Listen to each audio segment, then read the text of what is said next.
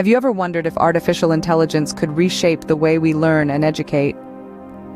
Picture a world where learning is no longer a one-size-fits-all affair, but instead a personalized journey tailored to each individual's unique needs. This is the promise of artificial intelligence in education.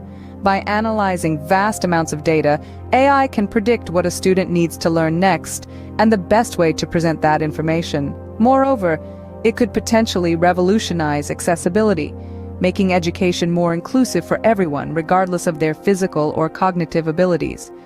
Now let's delve deeper into machine learning, a subset of AI that allows systems to learn from experience.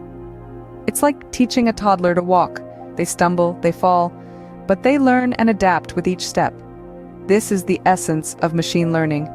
Now imagine if a car could learn and adapt in the same way using AI. Consider an autonomous vehicle navigating the roads and making decisions in real time. An impressive feat, isn't it? But how does the car do this? How does it learn and adapt to the ever-changing conditions on the road? Let's delve into that. Much like a student in a classroom, the car begins its learning journey by gathering information.